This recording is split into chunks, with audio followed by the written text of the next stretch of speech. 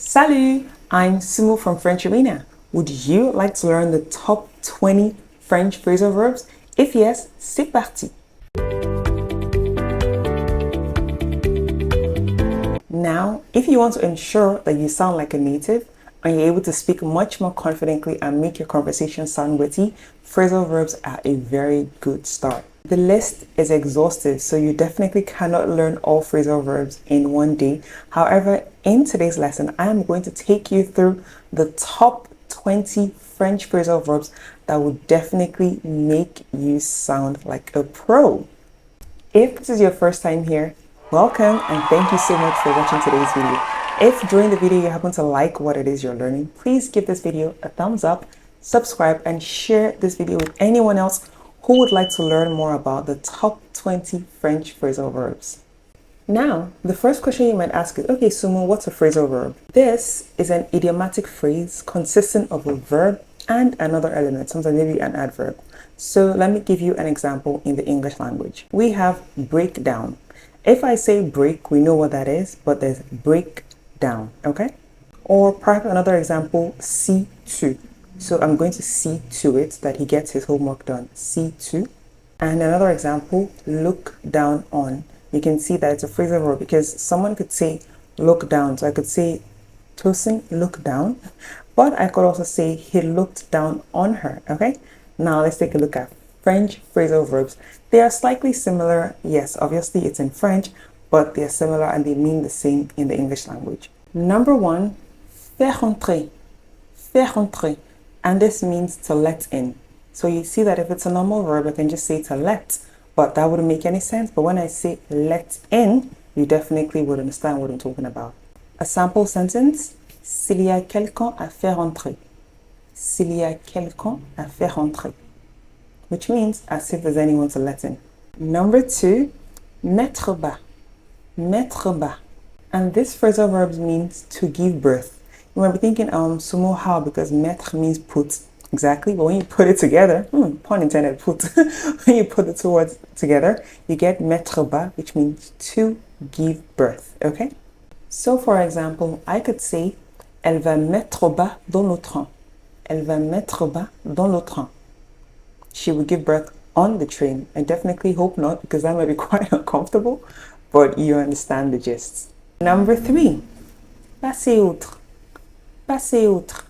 And this just means to disregard, okay?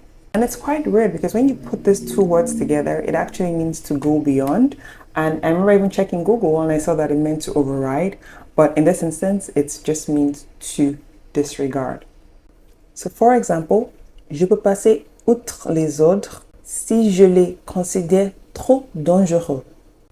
Which just means I can disregard others if I think it's too hazardous or too dangerous. Let's take a look at number four. Number four, se soucier de. Se soucier de, which just means to care about. Some might say to worry about, but yeah, it's the same thing, to care about.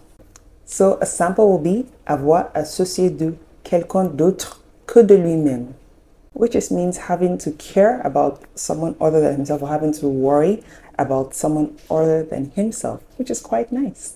Number five, courir après. Courir après.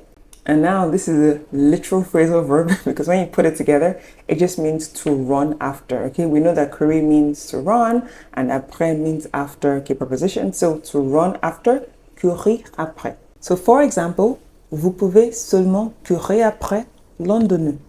And this just means you can only run after one of us. And number six, reprendre connaissance. Okay, and this just means come to, so to come to. Okay, for example, il peut reprendre connaissance entre-temps. Okay, and this can just mean he gains consciousness in the meantime or he may regain. Tell me in the comment section below if you've ever heard of this particular phrasal verb before, because I know that I just learned about it quite recently. How are you finding the video so far? Please, if you're enjoying today's lesson, do not forget to give it a like, share with anyone else who might want to understand more about French phrasal verbs, and subscribe. Number seven, aller vers. Aller vers. And this just means to go toward or to go around. I'll show you two different sentences so you can understand when to use this particular phrasal verb in certain contexts. For example, if I wanted to say you go toward the post office or the post, I would say tu vas vers la poste. Tu vas vers la poste. All right? So you see that means I'm going toward. So the other example, nous allons à la poste vers 10 heures. And this just means we'll be going to the post office around 10 o'clock, 12 o'clock, 1 o'clock, whatever time. So you're not exactly sure of the precise time in which you'll be going, but it's around that time. So you see what I mean by aller vers, excusez-moi, means to go toward or to go around. Let's take a look at number 8. Number 8, sauter dedans. Sauter dedans, which means to jump in. Jump in. Sauter dedans. So for example, perhaps you're talking with your friends and there might be a pool party or something, and you realize that it might be late at night. You may want to talk about, okay, it might be too late for me to jump into the pool, or yeah. Let's take a look at the sample sentence and how you could probably say that. For example, you could just say, et ce sera trop tard pour moi de sauter dedans. And it's easy for me to jump in. Number 9, rentrer dans. Rentrer dans. And this just means to bump into. So you're bumping into something, you're bumping into the chair, you're bumping into the wall, you're just bumping into everything everywhere you go. For example, elles vont souvent trébucher ou rentrer dans les murs et les meubles. And this just means they will often trip over or crash into walls and furniture. Number 10, Montedon. Montedon. And this just means to ride in. Montedon. So perhaps I want to say David is happy to ride in a car. He's happy to ride in a car. I would say David est heureux de monter dans une voiture. Okay? That's how I would use this particular phrasal verb. Number 11, pousser un cri. Pousser un cri. It just means like to cry out or to scream. For example, I could say une autre femme a commencé à pousser un cri déchirant. It just means another woman began to let out a heartbreaking cry or heart-wrenching cry. Let's take a look at number 12. Number 12, se passer de. Se passer de. And this just means to do without. To do without. Perhaps you're having back pain or you're having a sort of pain. I've been talking to your friend here. She has probably been telling you it's better to do without any medications. Just let the pain go on its own. You might say, il est préférable de se passer de médicaments. Which just means it's better to do without medication. Number 13, donner sur. Donner sur. This verb literally translates to give on, because donner sur, to give on, but it actually means to look out on. To look out on. For example, les chambres donnent sur la mer. Do you see that? So you're actually looking out over the ocean. Les chambres donnent sur la mer. So the rooms are overlooking the sea, okay? Such a beautiful view. You can definitely just imagine. Number 14, entrer dans. Entrer dans. This phrasal verb does not mean to enter into. If we're thinking, okay, sumo, entrer means enter, dans means in. No, it actually means to join in, okay? To join in. So please take note of this particular French phrasal verb, because I've heard my students make this mistake. It doesn't mean that at all. I could say, John a été encouragé à entrer dans l'armée, okay? So John was encouraged to join in the army, okay? Do you see that? It had nothing to do with enter into the army. It's join in the army or join the army. Number 15, se retrouver. Se retrouver, which means to wind up, okay? So perhaps someone started looking on dating sites, meeting different people, and maybe she wanted to say, oh my goodness, she didn't believe she would wind up with anybody. She didn't believe she would wind up with anyone. You can perhaps say, elle n'avait pas prévu de se retrouver avec quelqu'un. So she didn't expect to wind up with anybody. Yeah, but she did. Number 16, fouiller dans. Fouiller dans.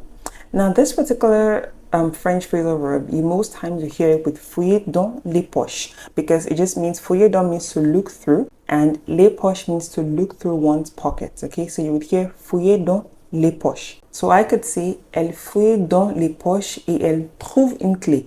Do you see that? So she was searching through her pockets and she finds a key. Maybe she'd found money, would have been better, but she finds a key.